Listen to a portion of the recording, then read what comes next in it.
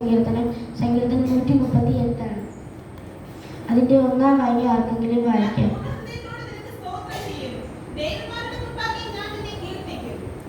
ദാവീദ് ഇവിടെ പൂർണ്ണ ഹൃദയത്തോടെയാണ് ദൈവത്തെ സ്തുതിക്കുന്നത്.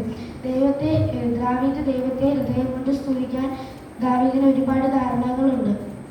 പ്രിയ ദൈവമക്കളെ, മനുഷ്യ ജീവിതത്തിൽ എന്നും പ്രശ്നങ്ങളാണ് ഉള്ളത്. പരാജയങ്ങളും ജയങ്ങളും നിറഞ്ഞ ലോകമാണിത്. ഈ സമയത്ത് ദൈവത്തെ വിശ്വസ്തയോടെ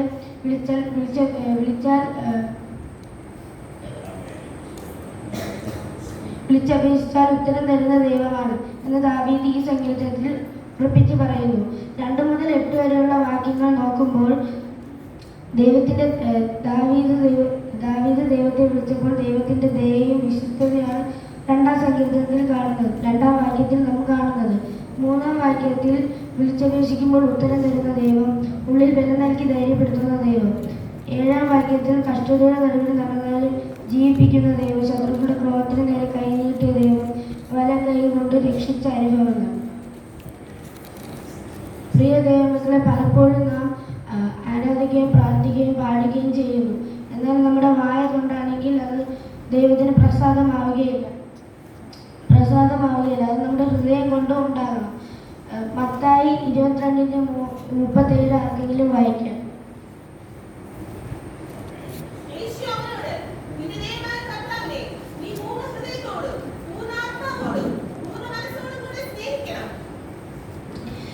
ഇവിടെ പറയുന്നത് പൂർണ്ണ ഹൃദയം എന്ന് പറയുന്നത് നമ്മൾ ആരാധിക്കുമ്പോഴും പ്രാർത്ഥിക്കുമ്പോഴും പാടുമ്പോഴും നാം ദൈവത്തോട് പൂർണ്ണ ഹൃദയത്തോടെ വേണം ചെയ്യാൻ. 1 ശമൂവേൽ 16:7 വായിക്കാം.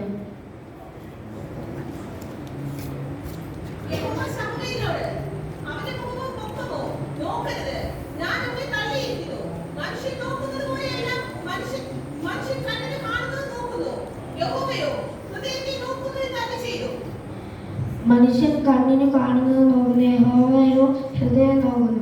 യഹോവ മനുഷ്യൻ മുഖഭാവം നോക്കുന്നു, പക്ഷേ യഹോവ നമ്മുടെ ഹൃദയം നോക്കുന്നു. യഹോവയ്ക്ക് നമ്മുടെ ഹൃദയമാണ് വേണ്ടത്. പ്രിയ ദൈവമക്കളെ, ദൈവം നമ്മെ രക്ഷിച്ചു. ദൈവം നല്ലവനും ക്ഷമയുള്ളവനുമാണ്. ഇതേപോലെ ഈ സന്ദർഭത്തിൽ ദാവീദിനോടുകൂടെ നാം ദൈവത്തിന് ഹൃദയം